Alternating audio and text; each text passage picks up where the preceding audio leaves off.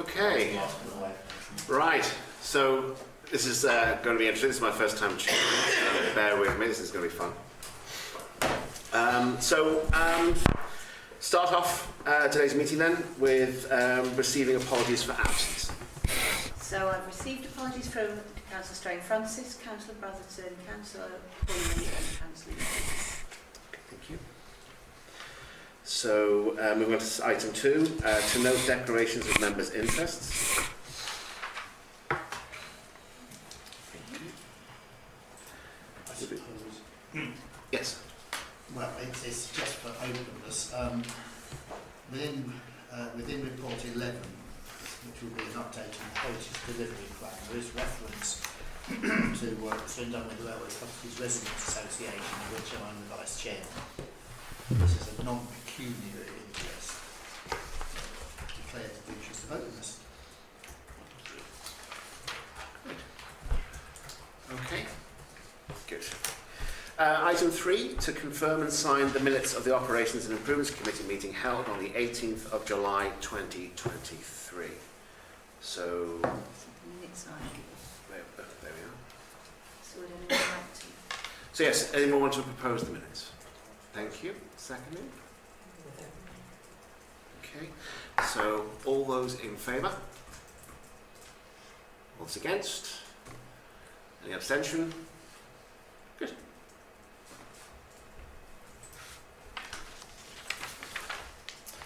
Right, so item 4, public participation. A period not exceeding 15 minutes for the members of the public to ask questions or submit comments in relation to the published agenda items. Any member of the public wishing to participate either emails us on the day of meeting, providing the name, or alternatively, comments can be submitted in advance. So do we have any? We haven't received any requests to speak. Apologies. Good. Okay then, item 5. To receive a presentation from the Local Economic Partnership Sustainable and Inclusive Economic Plan. Great. So my name is Melissa Crellin and I am the Strategy Director of the Cheshire Mornington Local Enterprise Partnership, and it's great to be here today.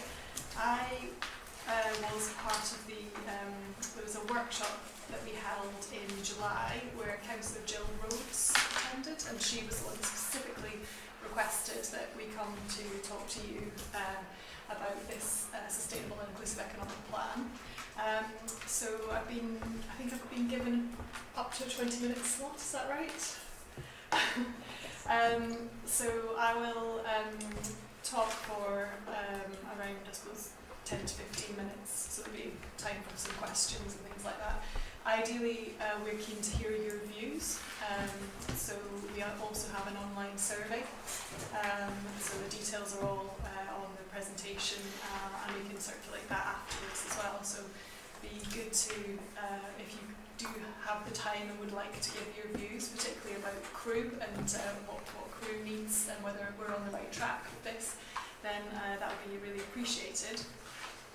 So I'm talking about the development of a sub-regional, what we're calling a sustainable and inclusive economic plan. We have previously had some plans which were called a strategic economic plan, and we were working up a local industrial strategy.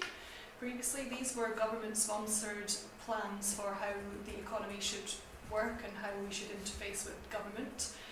They specifically were interested in economic development and growth, business growth, measured by GVA and productivity.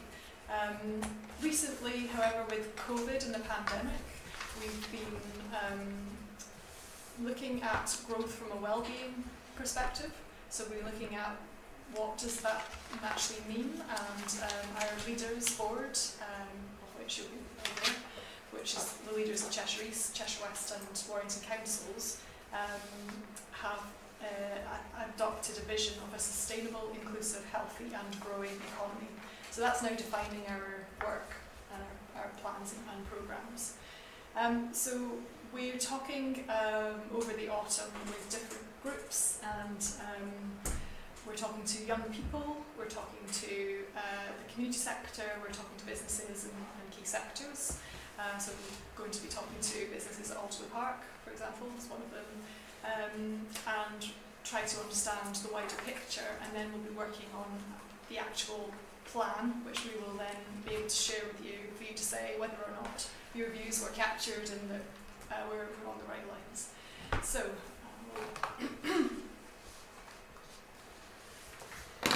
this is about giving you a bit of background about recent changes to the Cheshire and Mornington economy.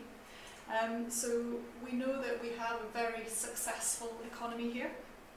It's the highest GVA, or goods and services produced in the north, and the productivity, as in the amount produced per head, is high, but it isn't actually consistently high, and other areas are potentially growing faster. We have a lot of manufacturing, which I'm sure that you're aware, and that is actually producing a lot of wealth for the area.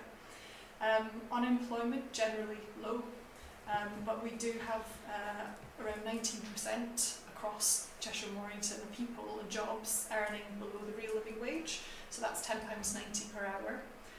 If that's a single person in a household, that's going to be difficult. So we're recognising that that is an issue for the economy. We want to help people move into higher value jobs. And it does vary throughout the sub-region. Cheshire East, I'll come on to that. I think there's one area of Cheshire East where it's worse, which is the sort of Congleton area. It sort of flashes red on the graphs as being really quite poorly paid. We have a highly skilled workforce, but we have an ageing population, and it's getting worse in terms of the age profile. If we say that we need a working age population, we need the younger people to be in the jobs, paying taxes, to make the economy function. And then there's an increasing gap between annual earnings and house prices. So it takes many more multiples of salaries now for young people to get on the housing ladder. And that seems to be have been increasing and is a particular problem in this area, which has higher house prices than the national average. And then we have neighbourhoods, 47 across the whole area, which are most deprived 10% for health outcomes. That's now an issue that we're looking at because we need more people to be in work, and there's no point people just staying at home in ill health when they could be in work. And that we need employers to be more flexible about that. We have a large industrial footprint. That means high energy consumption. That means also we have a rural area, that we have high transport emissions, as people going around in fossil fuel cars with lots of carbon being emitted. So UK government has signed us up to trying to be net zero by 2050. We will have a plan to help to deal with that from this area. But there's also opportunities in that net zero transition, and we'd like to see those opportunities sort of harnessed for our economy as well. So just very quickly showing you the Cheshire East economy link. There's some key assets and major projects: Alderley Park, Life Sciences, Huddersfield for AstraZeneca. We've still got HS2 on here, although it's probably a very sore point given what's being trailed in the media. So the economy, it's Cheshire East is one of the best economies in the north, possibly the best. Its productivity is well above average. It has a lot of the value producing industries. However, it's got the older population is sort of worse here, and the house prices are worse here. Healthy life expectancy generally is better, and there's more jobs earning below the real living wage, which is sort of a problem. I was talking about Congleton. So, moving on to how has the economy changed overall. Cheshire East economy, how has it changed overall? We were looking back to what happened in the last 20 years. So 2001, that's not very easy to read, I'm afraid, but you can have the slides afterwards. 2001, you remember like mobile phones were just sort of little Nokias. They didn't have a lot of data capacity. Now, you know, your phone is sort of an extension of your laptop. So there's a massive amount of change. We're looking forward to 2045 now. What's going to happen in that period? There's going to be a lot of different trends at play, and things are going to change quite rapidly. So this is showing that we have more older population. Our emissions have dropped by about a third. So that's a lot, because we are, as a society, moving towards renewable energy and things like that. We have a lot higher skills. That's gone up from 30% to 45%. So it's happening. People are becoming more highly skilled. Manufacturing employment has, however, declined, and that's as a result of a lot of offshoring, where they were looking for cheaper labour. So they went to Eastern Europe and places like that. But actually, there's a trend now moving back closer to have the supply chains closer, and that's an opportunity. So ill health is a little bit similar in terms of percentage-wise, and economically active population, economically inactive is slightly lower, but of course the population is higher. So sort of mixed news there. Just quickly looking at the trends that we're seeing, there's the ageing population, which is obviously a problem for the whole of the Western world. Essentially, you've got not enough people being born compared to the people who were born earlier. So that's sort of an issue for governments with how do they cover the cost of services. And digitisation is, you see it everywhere. There's the AI and automation, and everything's being digitised. This is changing the way that we work. It's changing the way that young people work. It's changing the economy. And actually those that don't kind of get on board with it are going to be losing out. And then this trend towards knowledge as defining economies, so skills, higher level skills, entrepreneurship, that's kind of driving economic development more than just putting an investment in somewhere, like what you could use to say that financial capital would just drive growth. And then onshoring, I was talking about, where the economy, manufacturers, for example, they want their supply chains closer, so that's an opportunity. And also, I think that's in the light of the energy crisis and the invasion of Ukraine. Environmentalism is a trend. It's also, defined in law that we have to respond to that. And it's not just carbon; that's also biodiversity, which is linked to human health, as well as animals' health, and sort of air quality and things like that, which can be an issue in urban areas. Very quickly showing you these opportunities and challenges. This shows you there Cheshire Mornington, extremely good amount of value produced in our economy.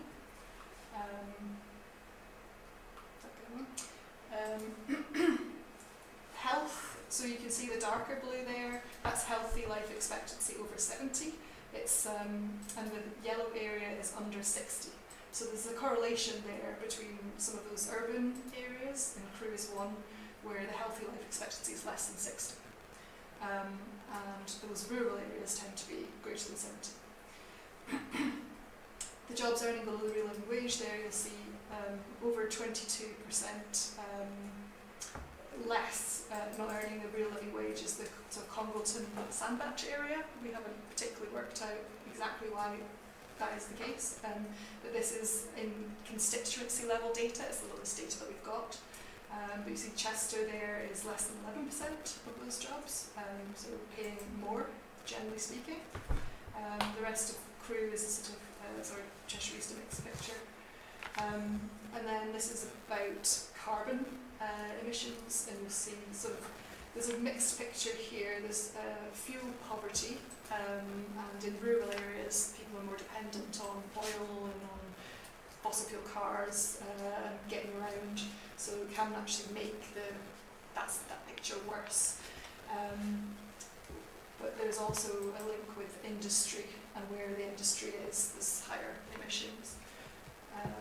So we just wanted to put across that we're working now towards this pillars of economic development, where we want to look at growing the economy, but also alongside reducing economic inequalities between people and places, and then also about health through better jobs and through partnership working, and sustainable in terms of the economic opportunities that we could get through decarbonising and through being able to then export our knowledge to the rest of the world. For example, HyNet's is investing a lot of money, billions in hydrogen and carbon capture.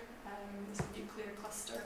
There's also, I guess, the opportunities with science and a lot of the different productive growth and life sciences under growing, is also a real strength. So we want to also work out then how do these interrelate with each other, and how can we make sure that we're not just focusing on one in a silo. So how can you link the fact that we want great life sciences jobs, but we don't just want those for people who are traditionally entrants. We want to link it to local schools. We want people that are, because of where they're born, they're, we may expect them to, have lower health and to have lower education and things like that. But there's a bit of a transformation that we're seeing that needs to happen, so that those people who don't get given those opportunities actually know where those opportunities are and get connected, and we can actually try and do something about that. And then we've put some draft priorities here around growing, inclusive, healthy and sustainable, to do with things like growing the science corridor, building on our strengths, accessing the right talent, but also working with a fair employment charter and reducing opportunity gaps between young people, etc., etc. So this is kind of what we'd like your feedback on. Do you think that this is applicable to what your area, through what you're looking at? Is it missing anything? Please do point things out that, in case we'd be looking to generally and we haven't considered some issues, etc. So we have the survey online, so if you'd like to give us your views, or of course ask questions and feedback now, with whatever time that we have available. So. Okay, thank you very much. Yes, yes, we've got 5 minutes, I think, for questions. So yes, anybody got any questions? I'll kick it off with a couple of things that particularly strike me. One was about the impacts of digitisation. And you can tell from my appearance that I'm not a youth. But you commented that, well, people can't get on board, then they're going to be left behind. And that is a major, I feel like a major piece of discrimination, not by you. It's a major discrimination against people who just can't. And you can't. It's not necessarily. Often older people, or very old, are picked out, although there are plenty of silver surfers. And frankly, to me, it doesn't matter whether that percentage is 18% or 8%. It's still a significant number of people who are basically adrift. It's already happening, and if it gets, it cannot be allowed to get worse. It really cannot. So that is those impacts upon that need to be addressed. Because and as you pointed out, ageing population is one of the features, and that's going to continue. And the ageing population is having a major impact also on, of course, on the finances of local councils, isn't it? I'm talking about principal councils, where most of the money goes on care services, and that's just getting worse and worse, and more and more. So that has to be addressed by whatever means. It's not just by the enterprise partnership. Yes. So I think impacts of digitisation have got to be addressed and considered seriously. And the other one that stood out well to me, and there's lots of interesting material, I'll say that, is I noticed that the GVA in Cheshire East, what was it, £30 or £40 an hour? It was that sort of figure. Yes. So Cheshire and Warrington per hour £42.39. Cheshire East overall it's 14.6 billion out of the 35 billion of Cheshire and Warrington. So, so across the sub-region, that's the value that's added to the raw Value of materials goods and and services also, produced, yeah. which is actually added. So it's particularly ironic that you've got nearly 1 person in 5 is earning less than 11 or even £10 an hour. And that is a disparity which, by one means or another, must be addressed as well. And that's not necessarily confined to sort of necessarily older people, right across the board. So I'm not sure quite how the strategy will address those, but that's two things that jumped out to me anyway. Thank you. Yes, Councillor Moore. Similar sort of lines to Stephen about the wage, disparity. And you're talking about upping their skill set, but I was just interested to say what happens to the basic jobs. We do need basic jobs. So, and also the employers have got quite a lot. If you're an employer, you've got quite a lot of cost. So it seems like, yes, it's low wages, that's true. And if you're on your own renting a house, that's virtually impossible. I'm a landlord, I know. But who is going to do these other jobs, the simple jobs? And some people don't want to upskill. Some people just want a simple life, like they're quite happy to be in Tesco's shopping stack. So are we changing all of that? Are we having robots? What I'm saying is, what is the reality of this upskilling? We can't all be doctors. We can't all be scientists.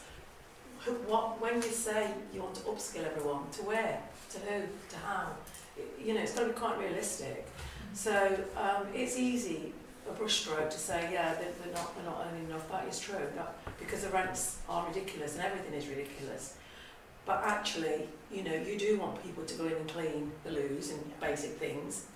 So I'd like some feedback on what that means, if that's possible, but that wants to be integrated, and I thought about that. The other thing that you mentioned was about the health of crew, and you said that crew with the emissions, etc., is quite poor, so their health is about 60, age of 60, whereas you go to the side more rural and it's high at 70. That's great. But then on the flip side, you then reverse to, the rural people are using carbon emissions and we used to knock them down. So again, that's at odds, because what you're saying is presumably that crew has got a lot of emissions because obviously it's more concentrated and more cars, etc., etc. I think Is that the what two you things meant? are not, I didn't know. no, the two No, things are so- not necessarily fully linked there. Right. The health slide Yes. was about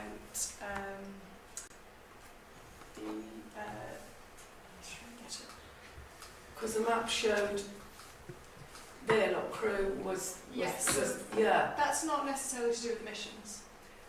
This is to do with lifestyle, Really? quality of life. Okay. It's an average of Right. how long people live in good health. Do we know why that is as a matter of interest? Because that's really the key to knowing. Because obviously, how can you make a solution if you don't know the reason why that is? Yeah, we've had a discussion about this, and I think there is, a legacy element of Right. older manufacturing industries Mm. and industries that hadn't cleaned up their, environment, and that people had possibly worked in industries that Right. caused them some Okay. health issues. Yeah. But you've also got where you've got areas of deprivation, where basically clusters of poorer neighbourhoods. Mm. I guess it could be cultural, but people tend to. It also, when it's linked with poverty, people can't afford Good food. No, of course they Food. can't. That's, Yeah. yeah, it's true. No, So that is a they'll fact. have poorer food and, Right, and that's that fair will enough. affect their Yeah. health. Okay. So it's generally to do with your environment. It is pretty much. But I don't know if it was linked, because obviously you mentioned It's- carbon emissions on that. it'll you be need to be- linked to air quality. Yeah, exactly. as well. That's what I was meaning. So, but then on the flip side, the rural, we're trying to get away from that as well. So emissions, you said. we were talking about sort of carbon Yeah, emissions, carbon, yeah. more than sort of nitrogen and things like that, Right. which is obviously an issue as well. You know, and that's part of why they're doing like the traffic, you know, low traffic neighbourhoods and things, to not just for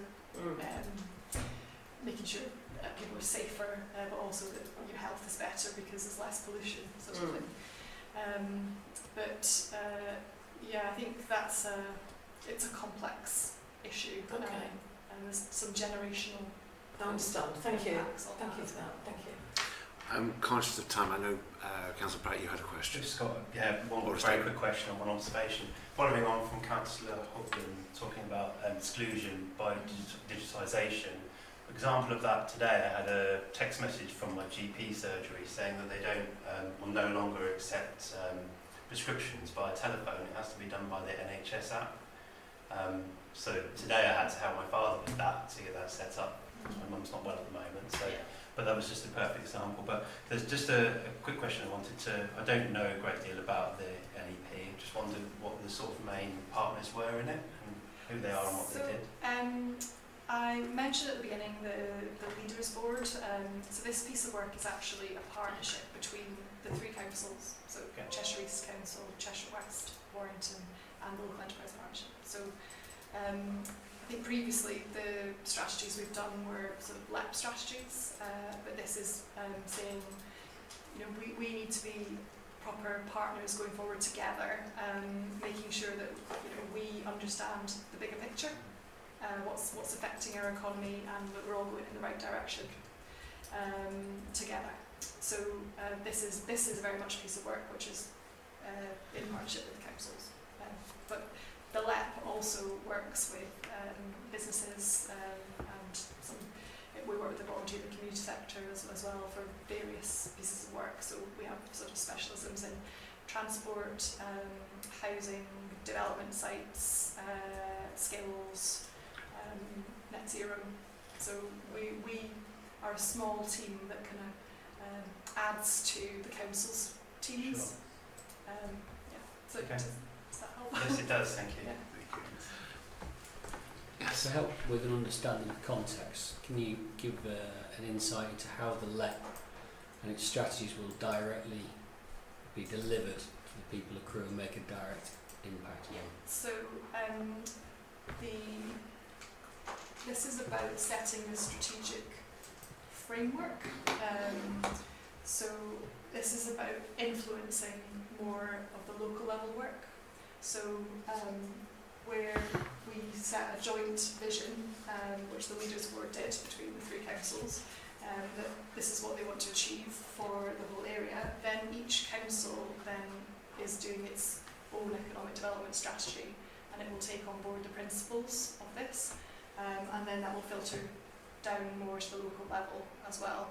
But also it's about, I guess, that shared ambition, working across all different sectors. So where we work in partnership with businesses and some business forums for different sectors, and our science corridor, which we've got more of a programme for supporting the science corridor, and then working with the community and the voluntary sector partnerships, communicating the vision, and then when there is funding and when there is local policy decisions, they're going to make those in light of this framework.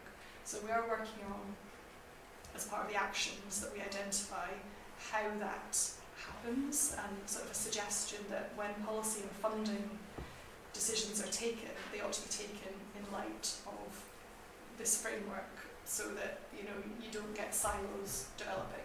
You know, you don't forget about the people who you know, need the jobs because you're supporting jobs over here, or you know, you put tangible plans in place that will enable that investment to reach the communities that need it.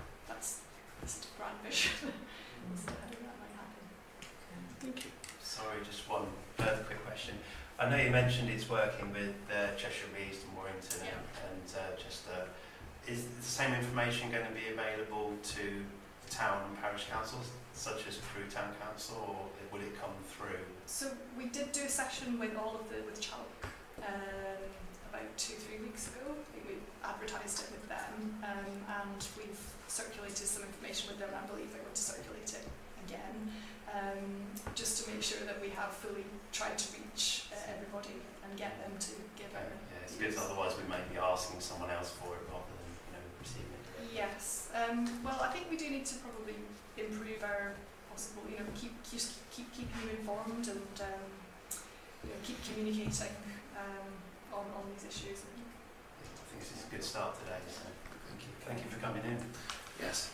I will admit, as first chairing, and I wasn't actually sure how to put my hands up for myself in that conversation. It's not a question, it's more of you asking for feedback about living wage figures. Two things I would say consider is people working from home. That is very much on the increase, even I do so, and I know several people do. But also in terms of commuting as an opposite as well. I know a lot of people live in Cheshire East that commute to other areas of the country, and does that affect living wage figures indirectly because they're not actually contributing here, but they're earning here. So that's something to consider, I think. Yes. Yes is the answer, yeah. Great. We actually are aware that as an area we're a gross importer of labour. So obviously the figures are for jobs here rather than residents. Great, that's what I was wondering. Thank you very much. Yes, thank you, Melissa. That's great, Okay. fantastic. Shall I leave you to it? You're welcome Yes, to you're stay welcome and to do stay it if you wish. rest of It's the day. open. Thank you very much. Thank you. That's yours. Sorry? That's your memory stick anyway. So Right, okay, so you don't need that back. Thank you. Lynn's. Okay, so if we can move on to item 6. Yeah. Yep, and that's to note the year-to-date financial position for the Operations and Improvements Committee. So, I don't know whether everyone's seen the numbers there. I don't know whether you have any questions. Thank you very much. Thank you very much.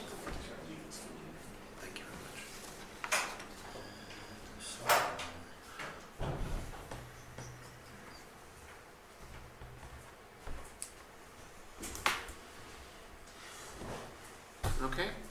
I'm happy to note that for myself Yes. anyway. Yes, if everyone's happy to note some. Yeah.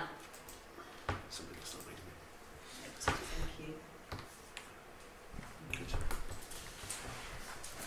Okay then, so item 7, to receive and update and consider matters related to the Regeneration Business Delivery Plan for 2022 and 2023. Thank you.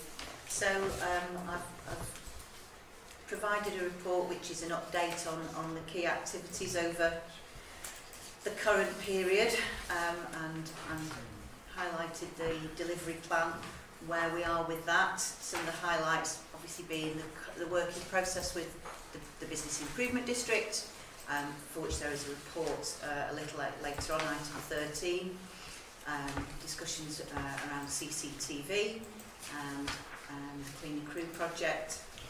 The Knife Angel project was delivered above the normal plan, so that was some extra work that took us into May.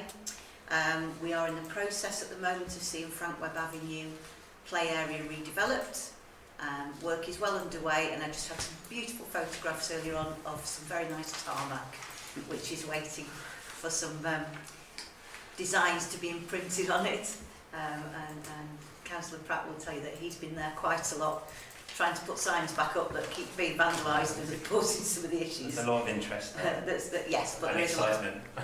of positive interest, yes. We're also in the process of consulting on the next play area to receive £100,000 worth of investment, which will be Pebble Brook, and that will be completed by the end of October, at which point we will send results to ANSA and look for design. Some things have been achieved, such as from earmark reserves, funds from last year. the tree lighting scheme, repainting of the town centre still underway, a little slow, but I've been chivying our contractor along this week, and let's see where we get by the end of the dry weather.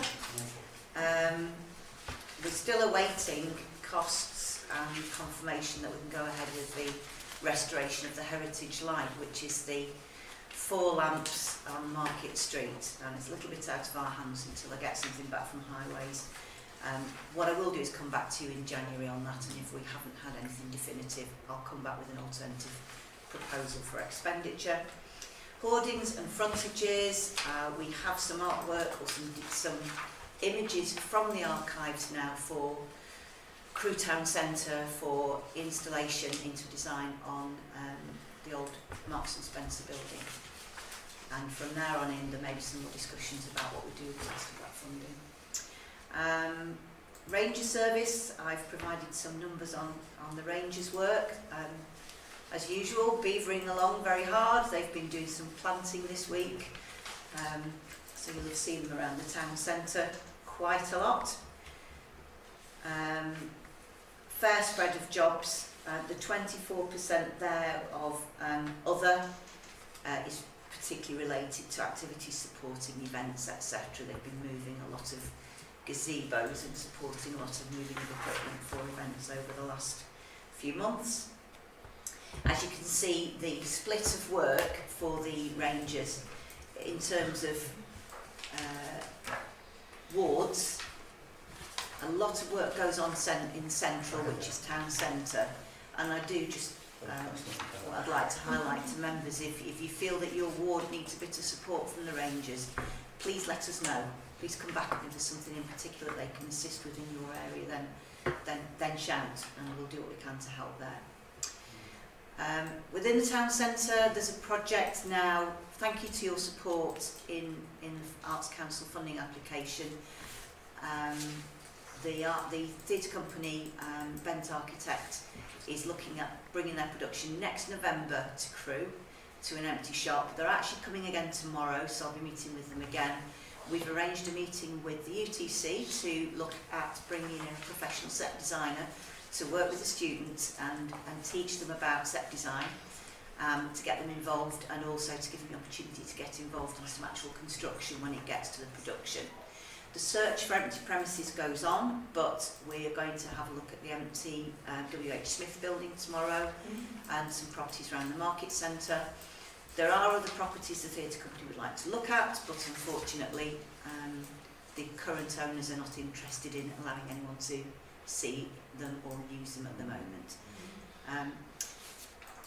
There are great opportunities with that particular project in terms of the content of the play and what it opens up for the opportunities to work with veterans, to work with young people, dance, to look at multiculturalism, etc. So watch this space.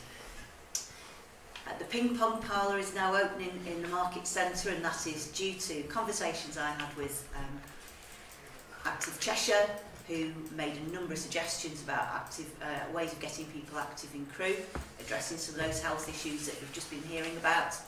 And as a result of that, I contacted the market centre, and they worked very quickly to bring that ping pong parlour into the town, offering free activity for people when the centre is open.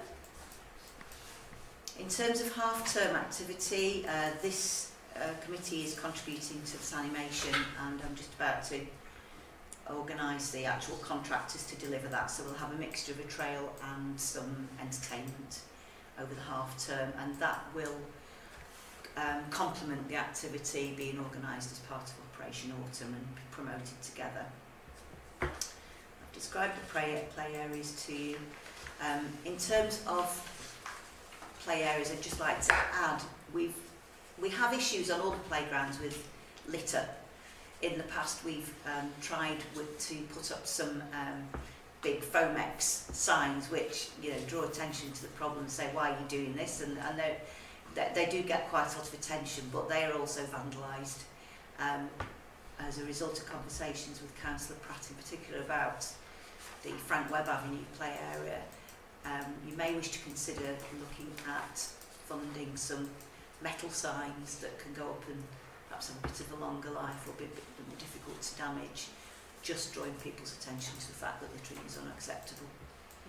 And that's something that can be funded from this committee.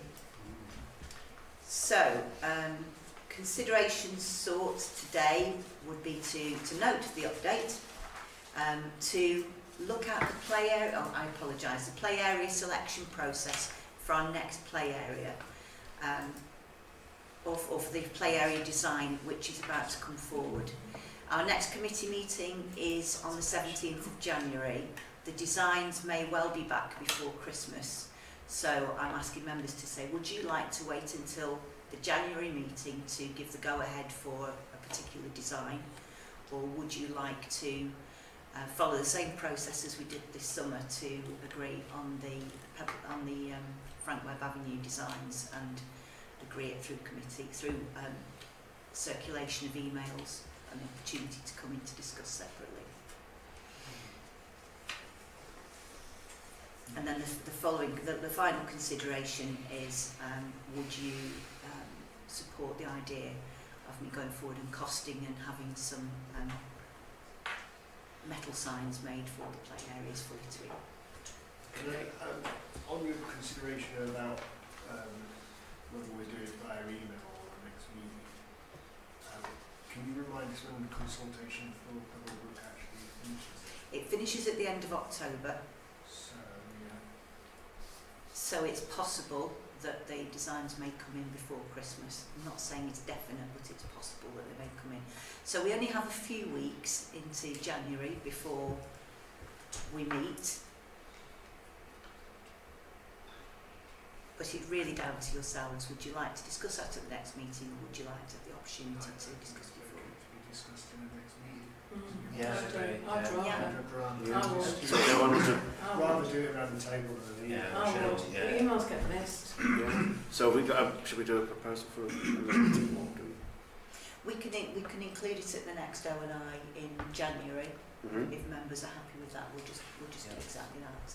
It's not doing it in the agenda, then I'm happy. Yeah. I Yeah. am as well. You both propose to seconding? Yeah. Yeah. Can I just ask, is it out for tender with the same contractor or suppliers as the Frank Webb one, or is it? It is. It's the suppliers within the ANSWER framework. Right, okay, so we follow that, yeah. Yes. The end design we got, I think, was really good, the one that we chose, and the other ones not so much. So it'd be good to have the same people on board, I think. I think that's it. Down to the individual designs, you may find that another supplier is stronger Yeah, yeah. by whatever means for a particular play area. But at least it leaves that option that you Yeah, do get sort of a look at the market and what's available. Okay. Yeah. So yes, on the fact of just basically adding it to the agenda for the next meeting, Yes. we've got a proposer, seconder, Yes. and all those in favour? Carried. Also just to, I want to note the update as well. Well, can I make some comment? Yes, of course, please. Yeah, and in particular, without going into any detail, to do with CCTV, which is mentioned in the report, and plainly, I believe there may well be concerns about coverage, the actual real-life coverage, and value for money. But in any case, agenda item 10. We're looking at the Cleaner Crew project, of which this is effectively a part, and I suppose the same comments go actually for the support for the enforcement officer. Well, I'd say both of those items, for me at any rate, were particularly close to my heart at one point, and there was representing Crew South. Because Crew South Ward has been the pilot area, so it is the pilot area, and certainly Alan Coyle will be keen on that as well, because both of us at one time or another have been involved in cleaning up, as have other members of this council.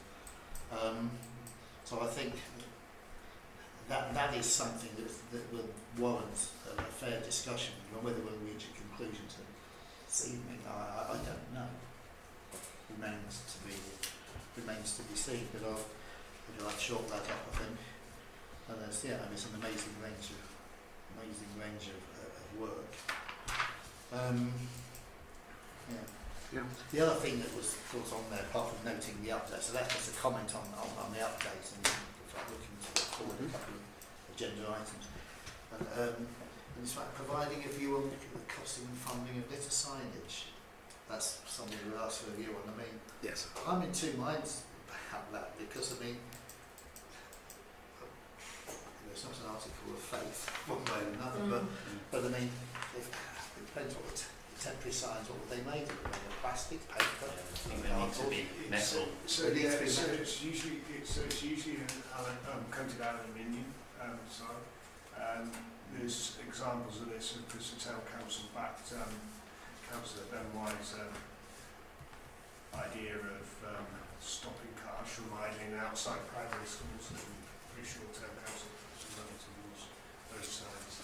Yes, relatively this sort of size, which, like I say, I mean, totally fixed on round edges and not. I guess it'd be similar to the CCTV signs that we've had to put up, which are metal and they're up on the lamppost slightly out of the way. In Frank Webb Avenue, over the school holidays, I litter picked every evening, and it was a carrier bag of rubbish at least every day there, and I put laminated litter signs up to try and, encourage people to use the bins, talk to the people there in the park, talk to the young people, but the litter problem is just ridiculous there. And it's not something I can do, litter pick every day. I mean, Cheshire East will come and clean it twice a week, but in between that, it just gets in a right state. So my sort of feeling was to try and keep it really clean over the summer, to try and encourage people to use the park properly and, treat it with a bit of respect ahead of, the investment that's being put into it now. So that was part of my reason why I was asking for litter signs. I did try with Cheshire East and didn't get anywhere, so luckily Lindsay took up my request to bring it to the meeting this evening. So I feel really strongly that we should try and do something, because as a town council we can, and we're not getting the responsibility from Cheshire East to try and deal with it, because obviously they don't have the funding. So. Well, that's Councillor Watson.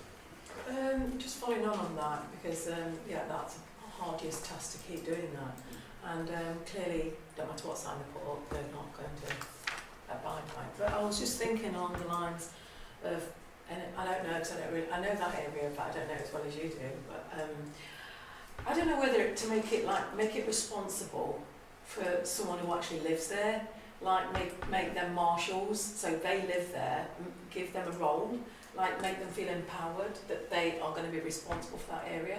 So it's just, I don't know, maybe it's worth saying, talking to someone and saying, would you like to take that role? Yeah. I know it's not easy because obviously they're not going to be employed as such by anyone in particular, but like a marshal that they also look after it because it's their thing. We're going to put investment in.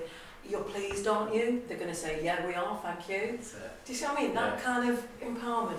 We have had discussions of setting up Friends of Leighton Brook Park. I was thinking along those lines, The town council have provided litter picking equipment to do another litter picking session with residents, which I'm going to set up in a minute, to try and get a bit of buy-in from the community. Yeah, I think that might be something. Councillor Hart. It's interesting that you use the word marshal. I mean, they're all kind of military expressions. Because it needs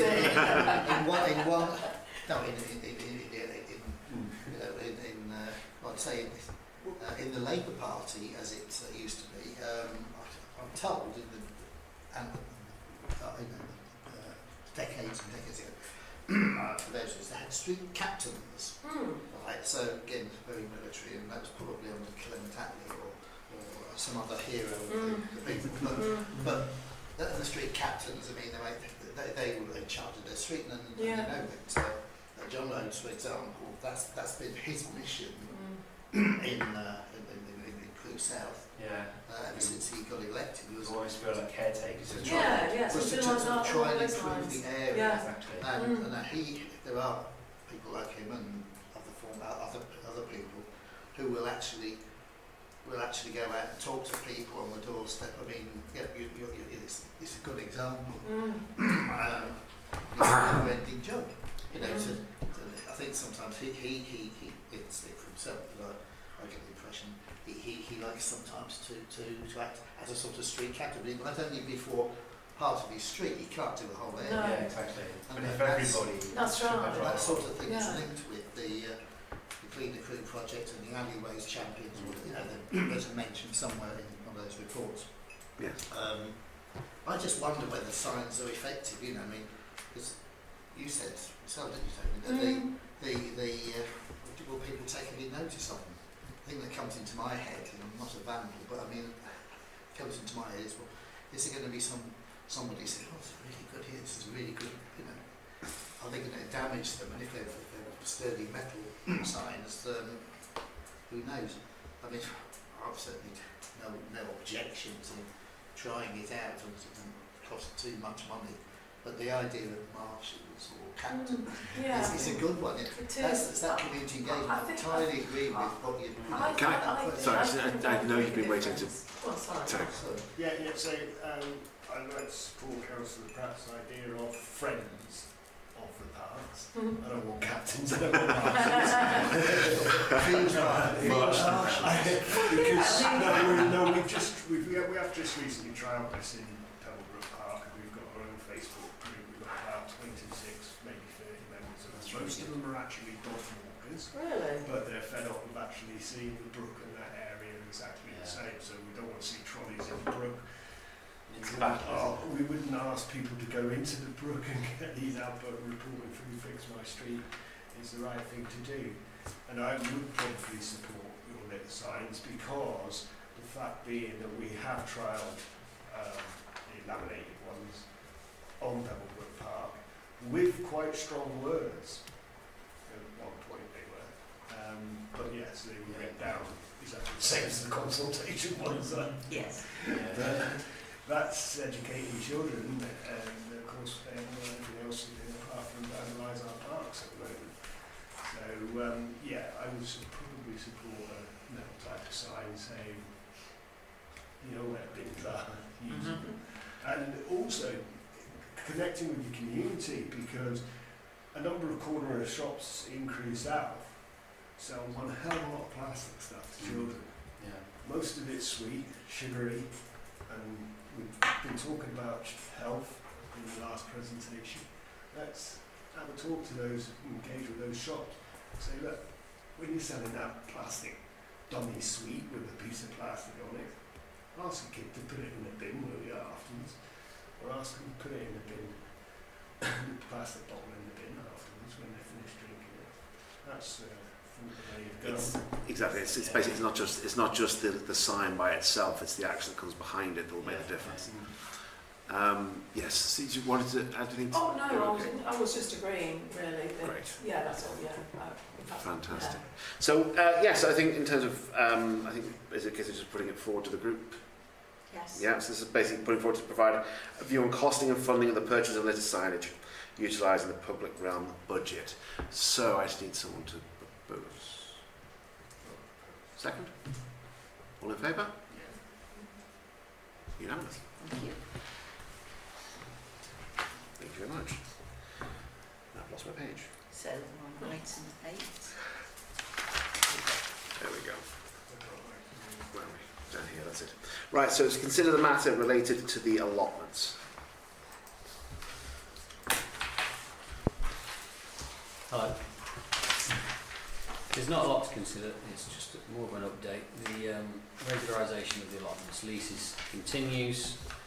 We have 11 allotment sites, 3 of which are federated and 8 of which aren't, and they have, as I've said many times, been engaged in the process of agreeing a standardised lease for all 8 of those sites. 4 have now completed on their leases, so we're halfway there. We have 4 outstanding. I continue to try and engage with them. That's it, and at the end it says that. They keep trying to regulise them, and please recognise the fact that we have 0 capacity for direct management of allotment sites. Can I ask, is it possible Clark can tell us what 4 they are? Yeah. In Henry Street, Alton Street, Electricity Street, Hongford Road. And is that because they're not federated? None of them, the 8 town sites aren't, we call them town sites. There's West End sites are the federated 3, and what were termed the town sites are the unfederated 8. And we had several meetings in this room with them all invited, many attending, been well attended, and gone through the template lease from the National Association of Allotment Gardens and Gardeners. So it comes from their sector on purpose. It's a non-punitive lease, and it's there on a rolling renewable basis. They're volunteer organisations again, so very much similar to yourself. So getting them together to agree a boring piece of bureaucracy is not the primary reason they got involved with allotments, which I fully understand and support. And this is purely for updating you to say I continue to engage, and it's all been very positive, I've got to say. There's always going to be minor operational challenges, but they're not massive. But the long and short is we're going down this road, and we're halfway there from where we were this time last year, which is great. And it's taken a bit of time, but the information is there ready for them to take it on. I've had some responses from those sites that was listed in a real positive way, and I'm hopeful we'll get there in the end. But I can't force them to sign a thing really, because we have absolutely no capacity to direct manage. Yes. So, I heard you list 3 or 4 sites. Are they the ones who haven't done it yet? Because it sounds to me... As yet. Yeah. As yet. So that means probably Brookhouse, Clawton Avenue, Yes. Manaway, Manaway, yes. Ruskin. Manaway, Manaway. Ruskin's done. Ruskin's done. So it sounds to me like those 4... well, they sound like they're all in Creek South anyway. I wonder if I've misrepresented this. I don't think Manaway has. I think Killick, Alton Street has actually, and I've misrepresented them. So there you go. Oh, okay. Yeah, I haven't memorised it. I apologise. You're optimistic then? It's really positive engagement. I'm certainly not complaining, and it's been open and it's been progressive. So that's all very nice. Unfortunately, we've got to walk the path. It takes a bit of time with volunteers who have very busy lives, and like I say, their primary involvement with allotments is not bureaucratic, and I thoroughly understand that. So it's not a criticism; it's just the nature of the beast. Okay. Thank you. So that's happy to be noted.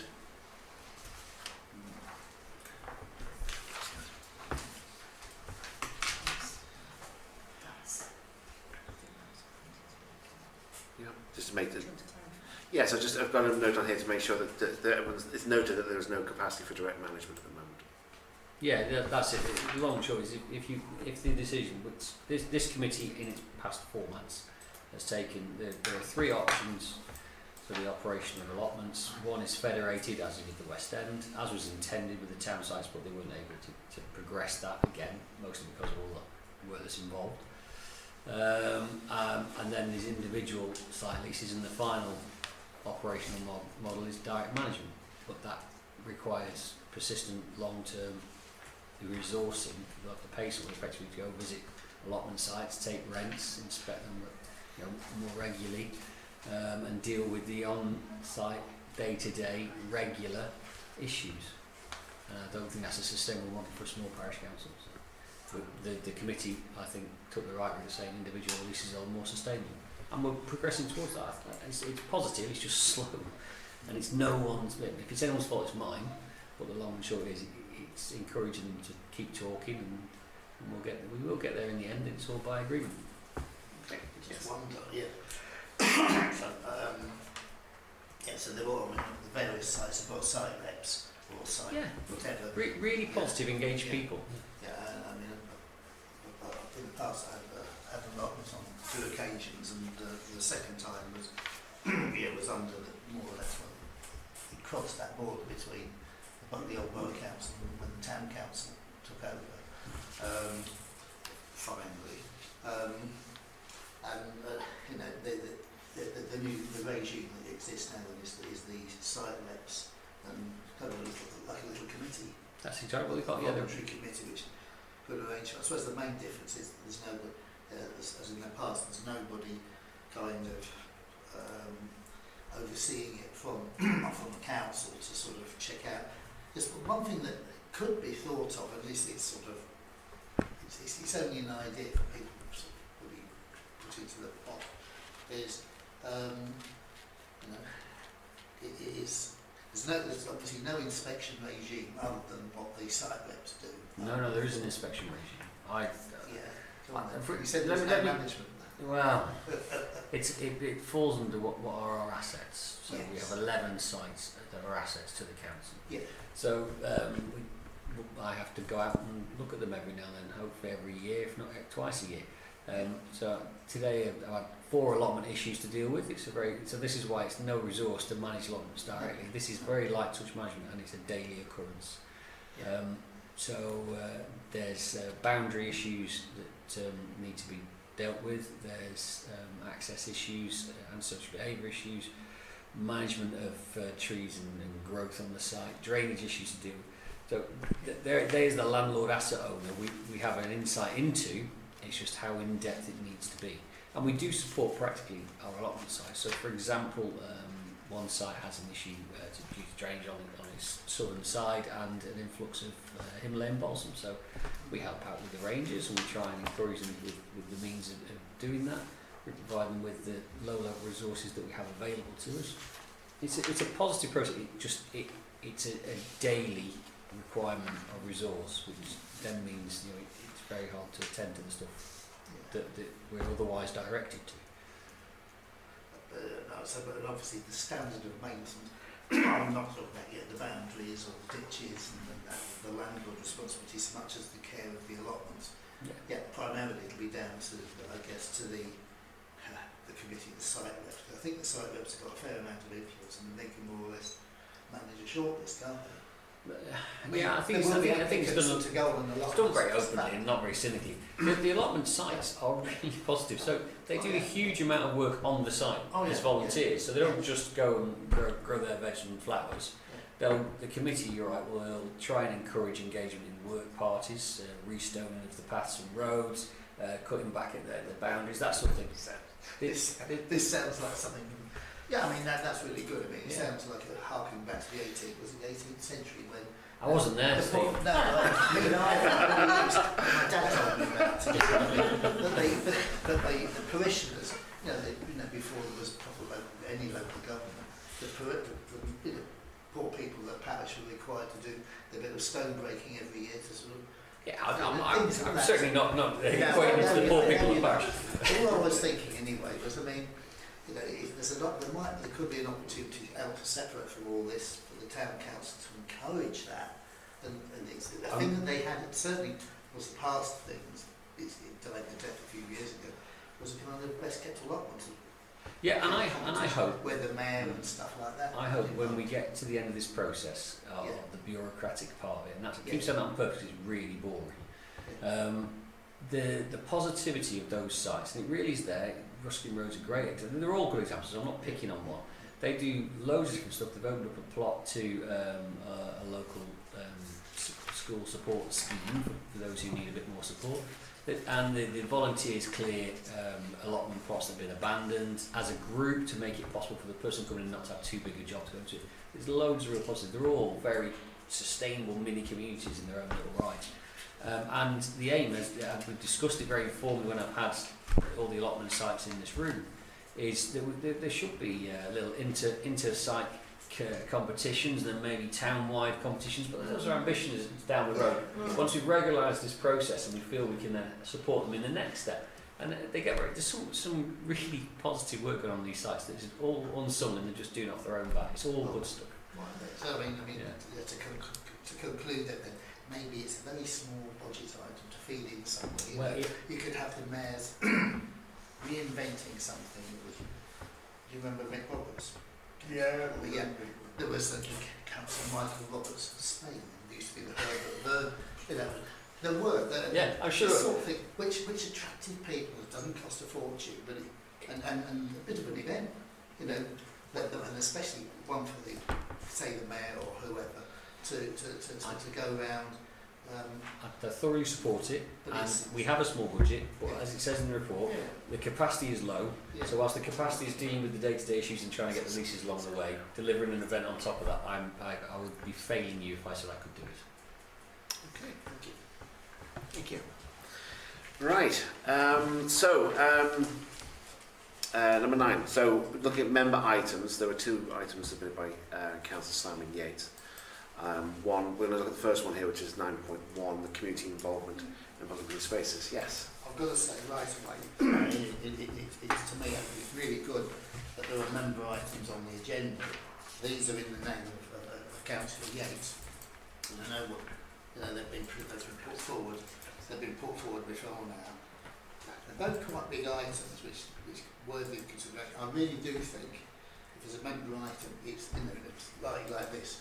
That it's more helpful if the member who's put them forward is there to kind of explain them and answer questions. It's no good asking an officer to do that, and I'm not going to try and guess, the thinking behind it. So what I'm coming to frankly is, I think both these items are they're important items in different ways, but. Effectively, they're both more or less recommendations to the town council anyway. If I was going to say that we have got some additional notes from Councillor Yates who sent through as part of the discussion.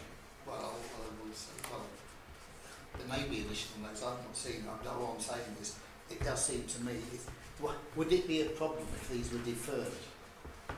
And I'd say further to that, because they could prompt a fair amount of discussion. You're talking about pocket parks, you're talking about town centre regeneration, and things which could very likely impact on the budget at some point.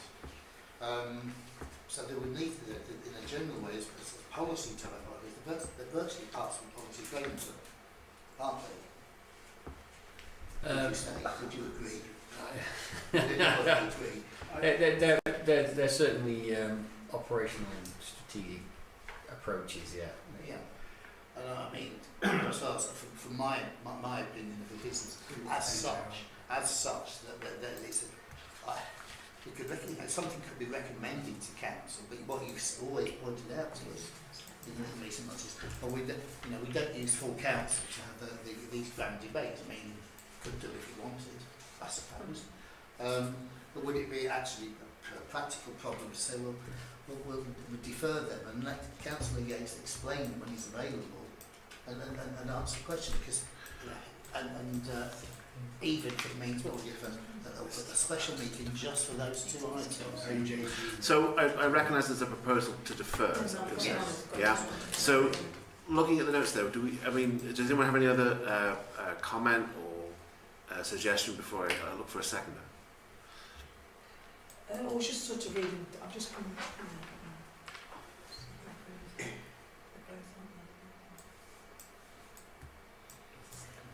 Yes.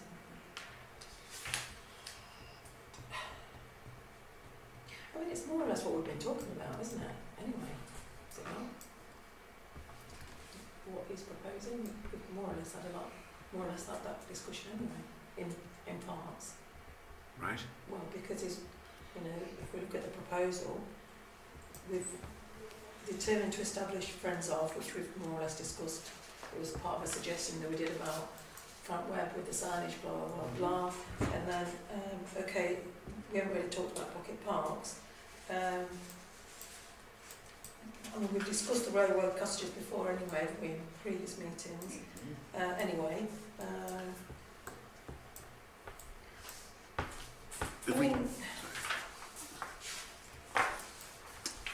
If we're looking at, this is obviously the 9.1 about the public green spaces that's what I'm reading. on there. If we focus on that point first, there is a comment we've got here from Councillor Yates we can read out. Yeah, okay, yeah. And we can decide on that and then maybe decide on the 2 separately. Yeah. It's the 9.1 I was just reading first, I read the 9.2. Yeah. So on 9.1, he's because obviously with Councillor Yates, he's not been able to attend the meeting. So it says on here that I hope I have set out enough context in both papers to explain why we should adopt the positions I have recommended. The opportunity is there now to develop the Friends of groups, given the investment that the Crewe Town Council, the Cheshire Council and the Crewe Board are making in public spaces. If you accept this way forward, I suggest that the first priority will be to concentrate on the 2 sites that the Crewe Town Council is involved with and the 2 sites that the Cheshire Council has commenced work on. Public consultation is to commence on the next Cheshire East Council site, and the creation of the Friends groups can be made during that process. So, I think, I mean, just to ask in terms of that, which, I mean, in terms of, I'm just sure where to go from forward. I suppose that the point being made by Councillor Hogburn is in terms of resource, decisions around resource. Am I right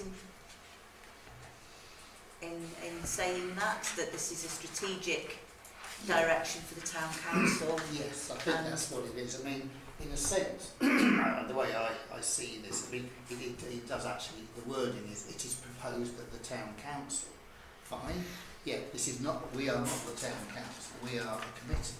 So if it were to say, well, this is a recommendation to the town council, it would still then be open to the town council to discuss that. Yes. I mean, I think it's a fair point that's been made that, you know, having friends groups and engaging with residents, we've discussed that and how desirable it is and so on. And you know, let's further consider that doesn't necessarily cost anything itself. This one, at any rate, I think really agree could be put forward in some way, but with as some sort of recommendation to the council, and it's we might resolve to recommend, but the decision, in my opinion, ought to be with the council, so then it's embedded. Sorry, yes, I wasn't too sure exactly who put the hand up first. Sorry, well, just for a point of clarity, Councillor Yates has put forward a very positive action and approach for public shared spaces in 4 points. The first point is covered in the corporate strategy, which was adopted last week. That's already within the corporate strategy to support the provision of the principle of friends of groups. So we're already as a council supportive of that, which is great. All singing of the same song, which is wonderful. Engage with residents living near the pocket parks to establish these groups. That's fine, but the operational principle of what that means is a little unclear. So what capacity is there to do that? Or is it members being asked to engage in their wards with the parks that are there, or is it provision of officer resource, which is absolutely fine. If directed to do so, officers do as directed. But bear in mind that probably means something else will happen, so we have to accept there is a knock-on effect there. And sports development groups, as it did when establishing railway, well, that's discussing the principle of what's involved. That requires any resolution. It's accepting the idea of supporting groups.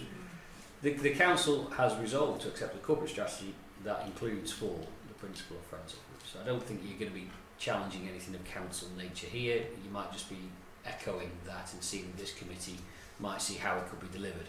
The issue I would suggest to you is the mechanism of delivery. Where is that capacity going to be drawn from, and how would you like it to look and smell? I wonder, and I only wonder if Councillor Hogburn's original point about having the originator of the proposals to clarify that intent might be helpful, unless the additional documentation covers that. But I leave it. Everyone seems to be agreeing that friends of groups are a good thing, which is great. In principle. What does that mean? Yeah. What does that mean? I agree with that. How we do it. I agree with that, yeah. I know Councillor Moore put a hand up before. Yeah, sorry, really, I'm echoing Pete and Steve, really. Okay. Yeah, how do we get it going? It's a clear example of what we tried in Pembroke, 20 to 30 people on the Facebook page, but when you actually ask them whether they want to do anything and volunteers, Pete's just already given us an example on the allotments sites. They're all volunteers, and at the end of the day, we haven't got 48 hours in a day, have we? We've got 24, and most of those 24, in my opinion, are used up at the moment. So, yeah, it's a very difficult situation, and I think for Mr. Yates, Councillor Yates, to come back and just explain how he feels that can positively go forward with those. So, is anyone else to add? 'Cause I was thinking, yes. Yeah, well, I mean, I hear what's said about the first 3 parts, and I may want to question that, but yeah, it's how do you do that? Like we'll establish friends of groups. Fine, that's the principle. And if it's in the corporate strategy, that's fine as well. Engage with residents, well, presumably that's, I would have thought that's going to fall down, that would be fall to members. Members with, you know, if it ever got in, and if it came to it, it would be maybe the crucial point, like C, supporting the development of a group. From my recollection of the Railway Cottages Residents Association, which I found myself drawn into almost by accident, but anyway, you know, that there was, had been, I think the thing had been led by, at the time, by Councillor Yates when he was the leader of the council. And it was, I think, the key one when he sort of backed out was when they said, well, let's initiate the formation of this residents group, etc., which then involved, it was just one evening or a couple of hours of the then town clerk's time, and it sort of went on from there. That support has been considerable since then. But so, yeah, and that's a principle that's already established. But the part 4, you know, it says it considers how we can, etc., if the town council is able to negotiate the transfer of responsibility for public open spaces from Cheshire East Borough Council. And that is big. That is a biggie, in my opinion, because you're talking about actually does the town council, will it be seeking the is it devolution or delegation of responsibility for those open spaces, whichever it is. Town council needs to sort of take a view as a council. Is, you know, that is undoubtedly a policy matter right at the end of that. So it's a bit of a mix and match. You could say, well, 3 okay, well, that's fine, we're doing that. You know, it's already good. But part 4 is an important issue, isn't it? You know. Well, it is, but again, it has been covered in the corporate strategy and by this committee in the past, so it's not something I perceive requires any new resolution. There's a principle that this council, and driven by this committee, of local service delivery and its future delivery, whilst under strain within Cheshire East, needs to be considered on its case-by-case basis. And as I said in council last week, it would be a matter of Cheshire East presenting what its position would be if it were to need to transfer or delegate any services or assets. And as yet, that information hasn't been made available to us. So the principle exists, that in principle this council is not against the concept of transfer, but it's subject to an awful lot of detail that isn't available. So point D, you can discuss it and agree it, but it's already been agreed as a concept. It can't be delivered because it's not currently on the table. I've got to ask the question, if these things have already been agreed, then what are we talking about? Well, I didn't make the proposals, did I? Well, that's why I wanted to hear from Kat. You know, he's spelling it, he's drawing it to everyone's attention now, and that's right. I mean, well, I think I'll step back from this now and let people get on and decide what you want to do. Council. Yes, it's only a very quick suggestion.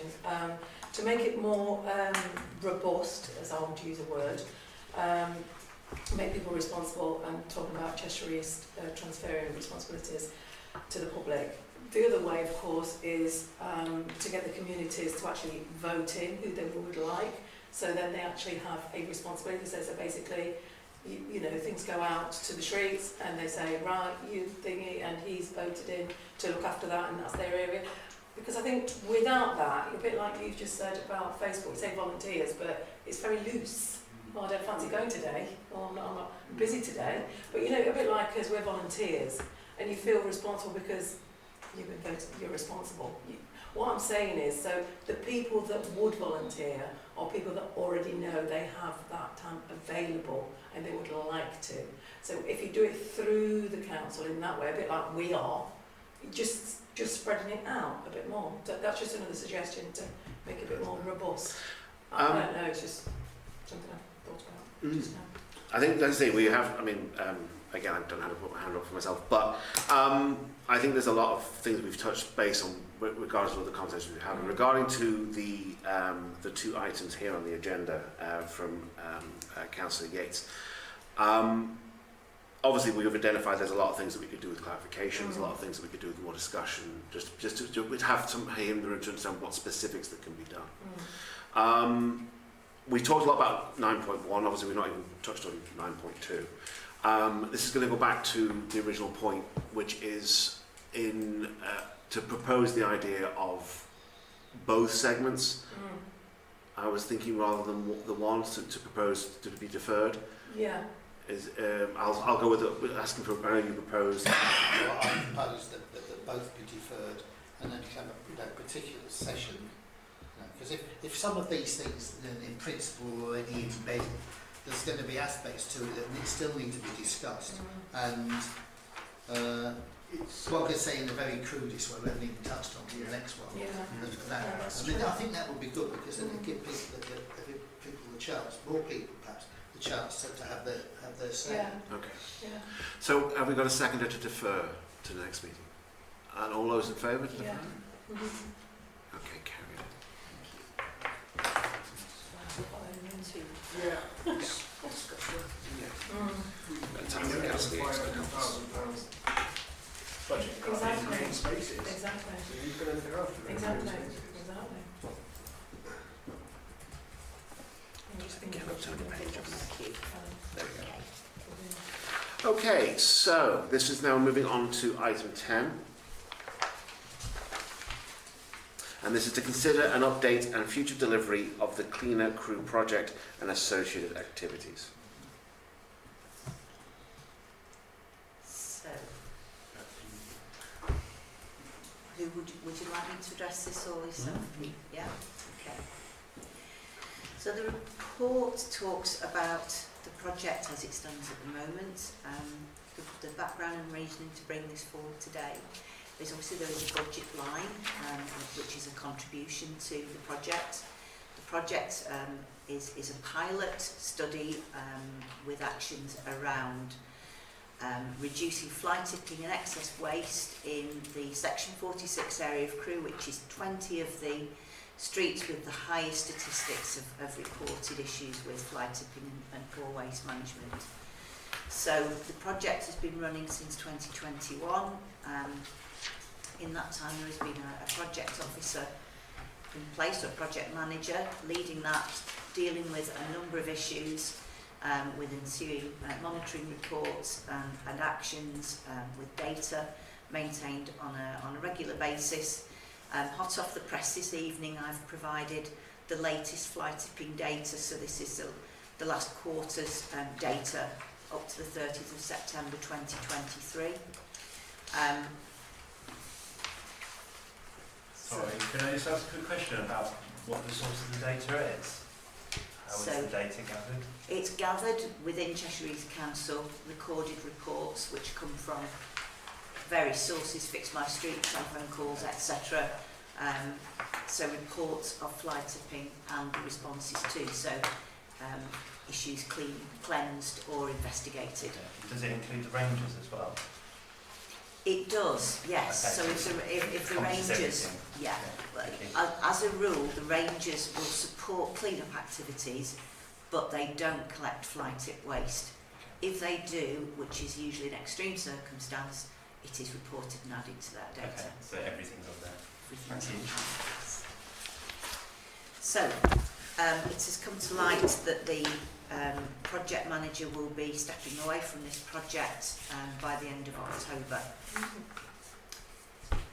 But the enforcement activity will continue until the end of the year, which is the additional officer. This information didn't come directly to the town council, and we had, as officers, the clerk and I have been asking questions of Cheshire East Council and are waiting to confirm a meeting with the heads of the teams to work out what's happening and to look at whether the exit strategy, to look at the more detailed conclusions from the pilot study, which this was always understood to be. So we don't have all of the information yet from them. What we have done is provided some detail on what we have to date, the sort of results we've received from the work that's carried out. I've provided in the appendix the social value report that's been put together, which reflects the work of the community aspects of this. That's one of the key aspects, has been working with residents, creating a voluntary group, an association which has been successful in applying for funds from various areas to carry out alleyway clean-ups, plant flowers, etc. And that's been supported by ANSA, by the rangers, by residents, by the MP, by businesses more recently as well, and all sorts of voluntary work and donations. It highlights the enforcement activity, and looking at the most recent data which I've put in front of you there, in terms of breaches and investigations between November 21 and September 23, there have been 59 investigation outcomes broken down there into fly tipping, which has led to fines 18 this and of £200. You can see the numbers there. So there have been 59 outcomes that are measurable. There have been a further 586 incidents which were investigated in that period, but no further action was taken. And there was another chart that shows you why that no further action was taken, in terms of lack of evidence or footage not retrievable from cameras, no further lines of inquiry, or in some cases, cases were linked. So 2 or 3 reports may have been made, but they were connected in some way, like the same perpetrator or individual reports of the same issue. So at this point in time, it's difficult to recommend to members where to go. What outcomes you would like to see. It would appear that certainly the activity within the community has been very successful, and if you measure enforcement in itself, that's more difficult to measure. But do you look at enforcement as a way of deterring activity, or do you look at it as a way of do you measure it purely by the number of fines issued, for example? In the Section 46 area, the number of fly tipping incidents cleansed has increased slightly. Let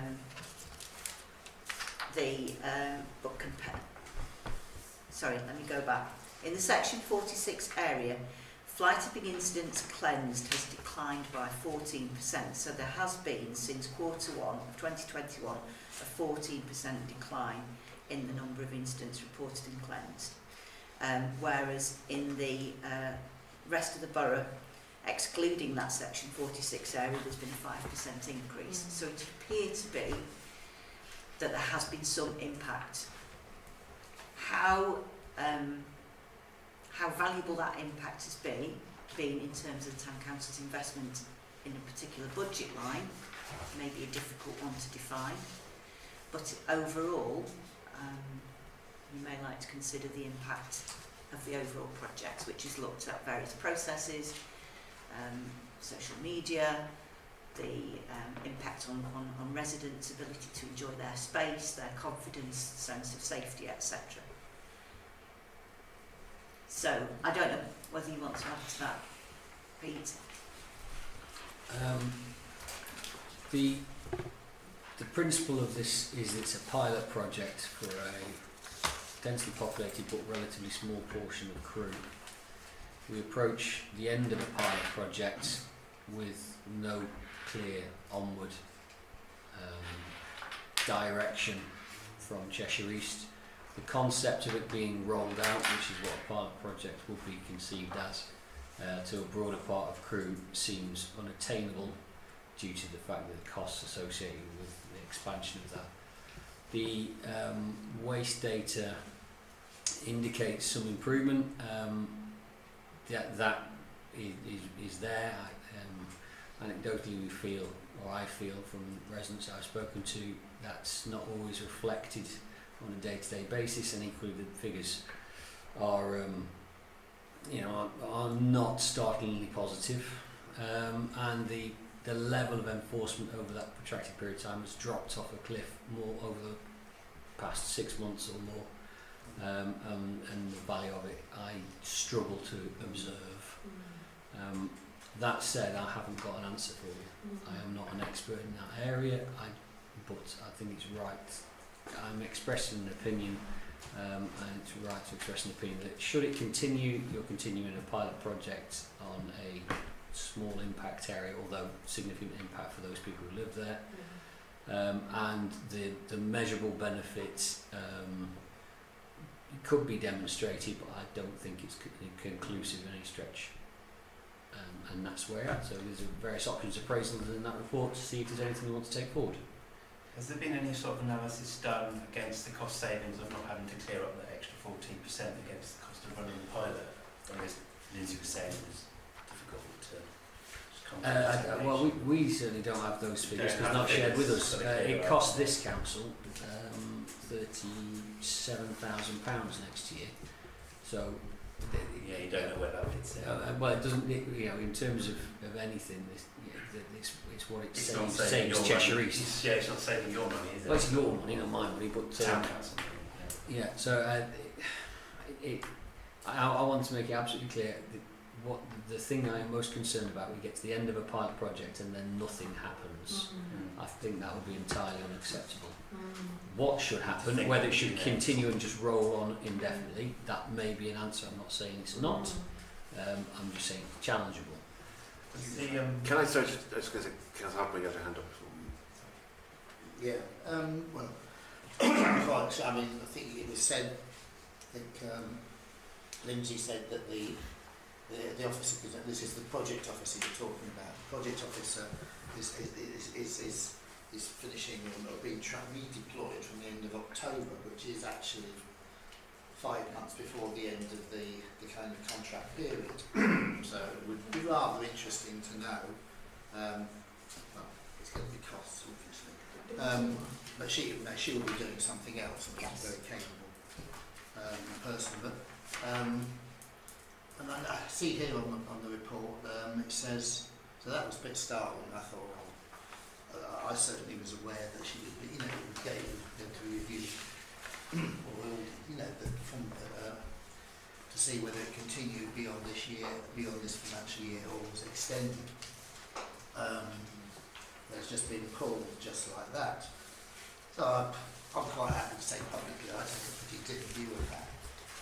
I'm happy to say I took a dim view and I found out for a third party, not Cheshire East. Yeah, so it's a pretty dim view, and it's and as far as I'm concerned, on this is without, and I'm not criticising any particular Cheshire East councillors. To me, it reflects the attitude in parts of Cheshire East Council that seems to be emerging, but that's also linked to the bigger picture, which we all know about. That where's it all going to end up? But it does say the project manager has informed us that as the pilot draws to a close, etc., a report on the objectives, implementation, outcomes of the delivery pilot will be prepared for distribution in the autumn. And I would have thought that presumably means it's going to be a report to the Environment and Communities Committee or something at Cheshire East Council. I would have thought. I would presume so too. I want to be absolutely clear, if not a little bit pious. We informed the relevant Cheshire East officers on this date in the early part of summer to say we will need to go to a committee with some form of detailed information report to inform our members of the way forward. Yeah. The communication has been has not been vast over the past weeks, and so we come to you with fewer answers than we should do. Yeah, I mean I understand that. So but it seems to suggest that there will be a report that says they're going to do a report and it'll be distributed. I would have thought it would be distributed to the Cheshire East Council committee, but there was a couple of Cheshire East councillors here, a couple of the double hatters, and I'm sure you'll be able to find out one way and another through your own channels. But it certainly needs to be. It certainly needs, even if it's just it needs to go to the relevant committee, because obviously they'd be saying, well, that's it, this is it's going to disappear from the Cheshire East Council budget, it's not going to be extended, it's perfectly obvious, and this is without any information from anybody apart from what we're hearing. And so it does beg the question about the enforcement officer, but then has that been effective? seems to have been a declining effectiveness. That's what the report suggests. But how can, consideration sought?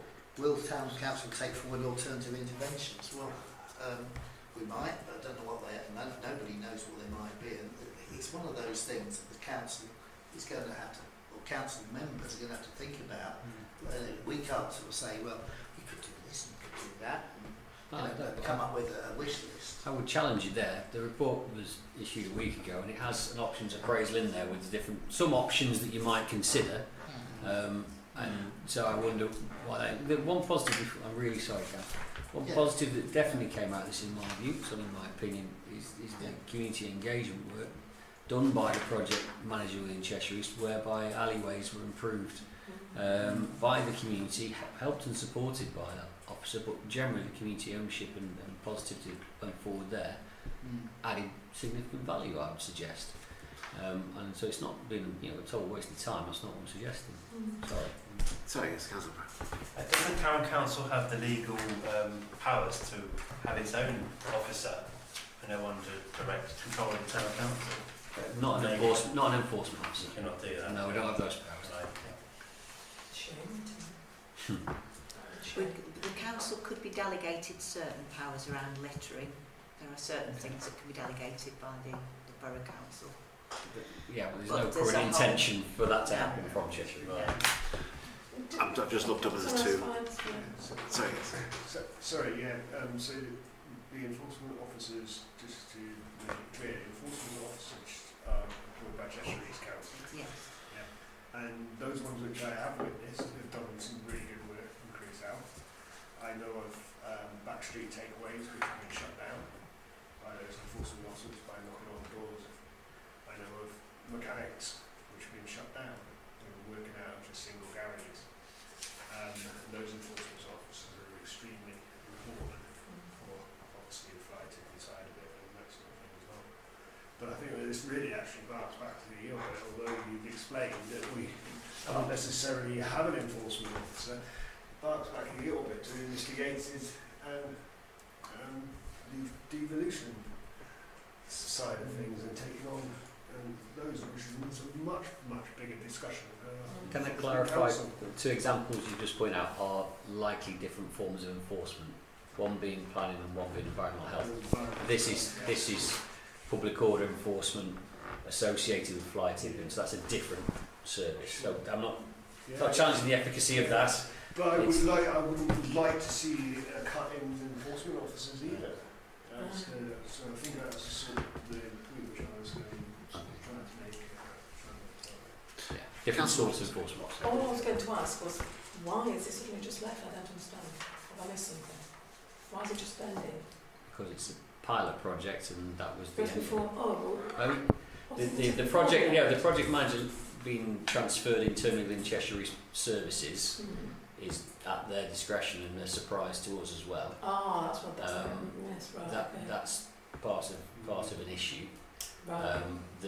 We fund the employment of a Cheshire East dedicated enforcement officer associated purely with on-street waste within that part of Crewe. Right. And that will run to the end of March because that funding is agreed. And that's the end of the pilot, so what happens after that? Why is he leaving at the end of October? That's the bit I've missed. That's the different. Well, because Cheshire East decided to redeploy them. We don't fund that person, but they were always part of the project.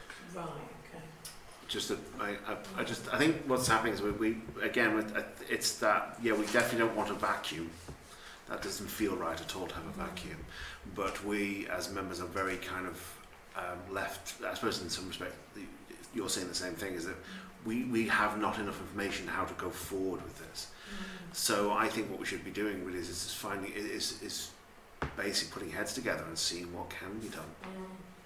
Can it be something that, with it being an enforcement officer, it's a difficult thing. Like I said, it's a very Cheshire East kind of approach. But in terms of getting the work done, in terms of improving our environment, is that something that we can be more to make that impact noticeable still? I think that needs to continue. That it's cleaned up because there is some difference, not a lot, but there is. And I think if we stopped it, then that's not good. is it possible for us to be able to maybe just ask for more information about what, more defined parameters of what maybe you might be thinking, or ideas, suggestions? The options that we've come up with, it's not there, Yes. include the do nothing, just let it end and walk away. Obviously, that's not a very positive approach, and I No. would never recommend that. No. But in an options appraisal, we put all things in there. Another option is to continue. So we continue to fund the dedicated enforcement officer in that area, with the aim that they will put fines on people who flight it. I suggest to you that it has limited success and a dwindling amount of enforcement going on. Yeah. Another option would be to increase our provision of street cleansing. So get another van and go around picking up all the waste rather than enforcing it. I put some clear points in the options appraisal about why that might not be a sustainable option, because that effectively that addresses the symptom rather than the cause. That's right, yeah. Another option is to reassign the rangers from their roaming and broader town view to fulfil a role of street cleansing in that area. Again, that doesn't necessarily address the cause, it just addresses the symptom. And another option is to provide a community resource to fill the vacuum that's been created by redesignating the officer that was going into the community and supporting the alleyways improvements that went forward and were very positive. So those options are all in there with the fors and against. With the general discussion, and please feel free to correct me, we feel that the more sustainable position will be to support the community in the gathering ownership of their streets and their alleyways, and improve those spaces by that, and more use, more eyes, and all that sort of thing. I struggle, I'll be honest, with justifying the efficacy of the enforcement officer over that protracted period of time.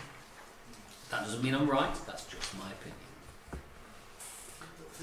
Yeah, that's a useful run through bit. Yeah, and whilst this was issued last week, that's true. There's 5 options. 2 of them are very similar to one another anyway.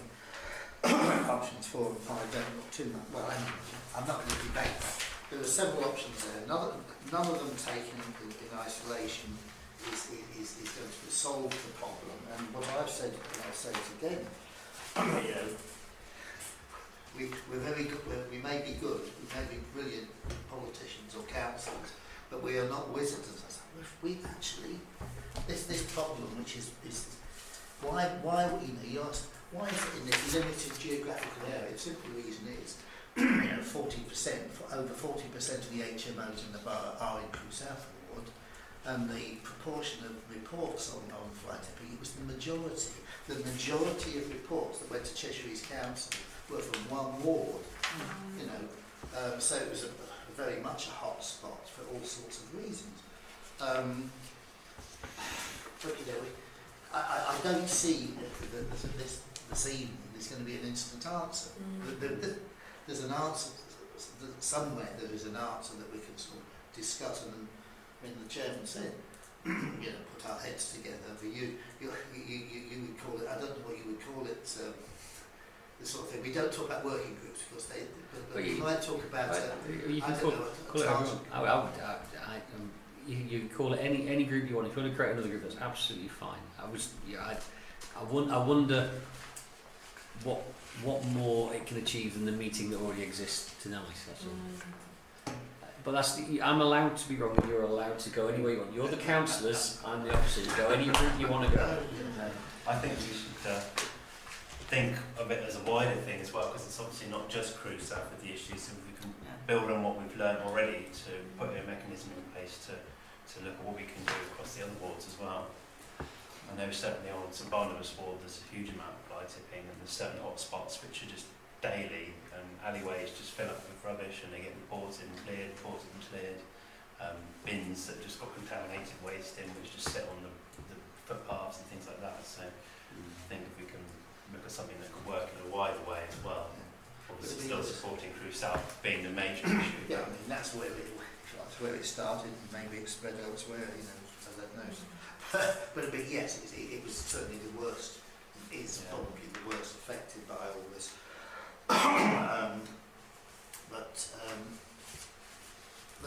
mean, it was said in the outset that there were several different strands to this, you know. I mean, there was the business of, I mean, the clearing up the waste. I mean, to be honest, my own opinion is I think it would be a mistake. So we're going to dedicate a van and a couple of operatives or whatever, whichever way you do it, to just one area. That would be really ridiculous. It I does. just think I'd encourage it. And well, yeah, it says there in the report it would be it's a free waste collection service. Brilliant, that's that. Yeah, I was going to say that's the thing. I think that's how some residents view it anyway. If we just dump something here, it disappears. So Yes. That's true. But I mean, you know, the successes. I mean, that report that's supposed to be coming back to somewhere or another, Cheshire East. Want to see what conclusions have they reached? Okay. You know, what was successful? We know that one sort of success was the Friends of the Alleyways, Yeah, that was, yeah. and is, but that's as it is to go. So any, you know, I know on some of that scheme, you know, there was things like education, so there was leaflets going in through people's doors. How successful was that? You know, I'm not the judge, so where was the statistics on that? So the leaflets were part of the education. There's a process.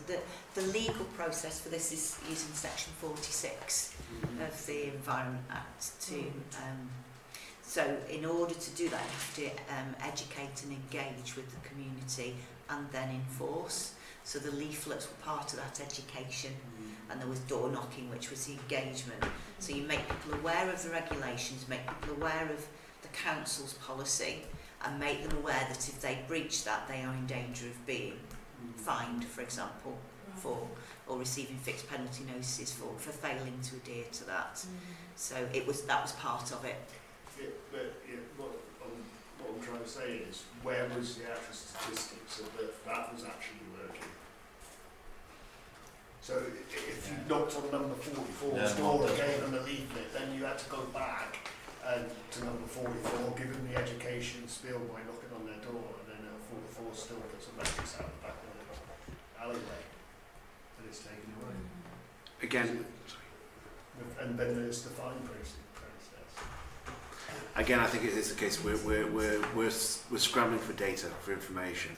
I think definitely we're not thinking about we can't end this. We need to continue in some way. I think you're right. Enforcement. It's not enough to have people just simply just drop rubbish and expect to be picked up. I mean, how many times have I heard someone dropping rubbish and thinking, well, someone will get paid to pick it up. But I do think that we need data that shows what works better from projects. The enforcement side of things, we need more clarification. I think what we need to do really is to ask for that information to help us make a more informed decision. that's the whole point of a pilot, isn't it? Yeah. Oh yes, that's a good point. Yeah, absolutely. The pilot was there to prove or disprove. And the So- data that Lindsay's put together is great, but they just haven't provided the extra stuff that we need. To make our decision about how to go forward with it. Yeah, this is, you know, the outcome of it, but it doesn't break it down into individual. Can I just think, can we have because obviously I'm just aware of time and all that, we need to fit everything in. But what I was thinking was that if we're happy with the idea of asking for more empirical data regarding results to make a more informed decision of which way to go, whether it be a case of picking up and cleaning up or actually enforcing or a mixture of the two, and then have it in part of the agenda for January. That sounds good to. I mean, in a general way, I guess I'd agree. There is a practical thing that, I mean, one of the questions there was about dedicated enforcement officer for its own, you know, and it's you know, we're being asked, you know, should it continue? Should we do that? Now that's a budget decision. Is it built into the next year's budget or not? Well, you'll come to that in item whatever it is on the agenda, and there is a line which is highlighted in there that shows there is an enforcement officer, but you can change that line if you choose to a cleaner crew line or whatever name you want to give it, so the budget remains for a project of sorts. Yeah, I mean, but you know, we could do that as a it's not in the end. It's not. I'd say it's not the decision of this committee. The decision on we're going to stop that is a council decision, isn't it? No. Yes, it is. I mean, the budget is passed by the council. Well, the budget is, but whether this committee recommends to the council its budget, within its Yeah. budget it can define how that's going to be delivered. Yeah, So- okay, that's fair enough. So, I mean, there are aspects to it like that. I mean, the reason I mention that is because if we're going to be dealing with the budget in about 2 months' time, then we need to, and that's set, then we'll need to give an answer to that, whether or not we've got the information. Would it be more appropriate then to change the line to indicate it's something else, like a cleaning crew? So it's not, the budget the consideration isn't about an enforcement officer, it's about the cleaning element of it instead.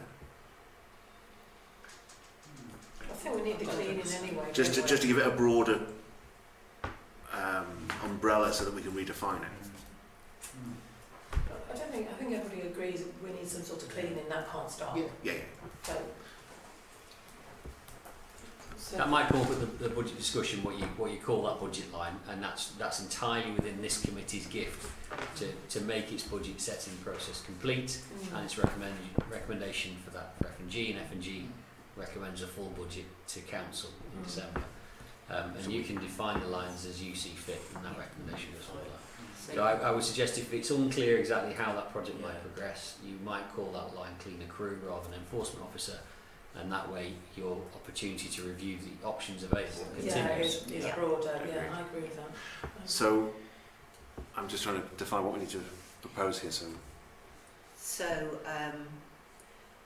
what's your would you like to address it in this way, that that the current situation is unsatisfactory, that you require further information to make a decision about support of the project or the means by which you support cleaner crew, and therefore you would like to, in terms of budget, recommend the line be changed to something more befitting that, like cleaning and Yeah. request further report which Data. would include the pilot study report, Yeah. yeah. Yeah. in order to help define the use of that budget at the next meeting. Yeah. That's it. Yeah. Okay, so we have agree with that. a proposer for that. Seconded? All in favour? Yeah. Thank you. So I'll word that appropriately as to what I just said. Right. You might want to, you will need to, if you want to complete the agenda, to get a proposer and a seconder for a suspension of standing orders for extra time provision to complete the agenda, which I will write out later. That was a mouthful, yes. But you will need a proposer. Yes, I do need a proposer to continue. Yes, thank you. A seconder to continue. Thank you very much. All in favour to continue? There you go. Carried, so we continue. Okay, so item 11. To receive an update on the Heritage Delivery Plan. It's been circulated to you and it's in there. There are no decisions you will be pleased to hear associated with it. It's just for information only. And as the final figures, for example, on the Heritage Open Days sat at 7,210 participants, and of the 13 events and locations open to public outside of Heritage Open Days, 11 of them saw an increase in their usual visitor figures. That's additional information to report, and you don't need to make any decision whatsoever unless you really, really want to. Yes. Well, if you don't mind, Chair, Councillor Coyne would like to thank Vicky for all the great work she put into the Heritage Week in September. I thoroughly enjoyed participating in some of the events myself, as well as helping put together the Crew Heritage one around Queen's Park. I've got the councillors support me in that. Definitely. Okay, so item 12, to consider an update from the Business Improvement District. Thank you. So the report is before you. The headlines are that the Business Improvement District notice, if you like, has been served to Cheshire East Council, 42-day notice to hold a ballot. That has not been confirmed back that they will carry out the ballot, but I think it's pretty implicit in all the discussions to date. The process from here on in is that that Groundwork, who are acting as our consultants, will continue their engagement with businesses. There's a campaign will start very shortly. The businesses who've been approached so far, there's quite a lot of positivity from, and a number of them have stood in front of their shops and held up signs and said vote yes, and that number is gathering, very encouragingly so. The ballot will take place from between the 2nd and the 30th of November, and the count will be carried out, it should be carried out within 24 hours of the end of that ballot. And at that point, we will know whether there's a yes to the proposal or a no. One issue to be aware of is that should the ballot be voted no and there's a low turnout and there's a low response, Cheshire East Council has the right to claim back the costs of holding that ballot. I'm advised that that amount could be around £5,000. They would go to Groundwork for that money, but as our consultants and as the Town Council has initiated this project, the Town Council should be prepared to accept that responsibility should Cheshire East come back. Let's hope that's not the case and that it's a successful process and there's no claim back. So there is one consideration in the report there to agree to make provision for any potential costs, approximately £5,000, which Cheshire East Council may seek to recover in the event of an unsuccessful ballot. It wouldn't be the full £5,000. Some of that budget, that funding, is in Groundwork's budget for the follow-up work, should there be a successful vote, which would be to put officer time into helping to set up the actual Business Improvement District business and on those associated costs, so it would be less than £5,000. Just to earmark it, basically. Just to earmark it, be aware at this point, and we would come back to discuss. Anybody wants to say anything about that? So I guess it's just a case of just a forward to set aside the money, the provision. So yes, they don't need someone to forward to set aside the provision of £5,000, just in case it's unsuccessful. No further discussion? Not really, it's what it is, isn't it? It's a case if you can't afford, you can't go back, so... We've decided on the big going exactly. ahead, haven't we? So Exactly. whatever mitigations come with it, Yeah, we should accept that. I would say so. So we just need to, thank you, and to second it, thank you. And all in favour?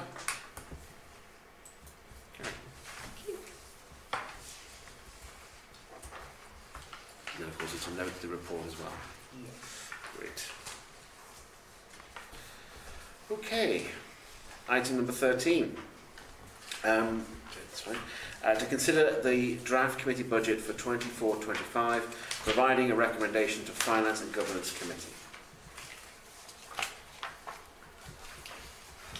So,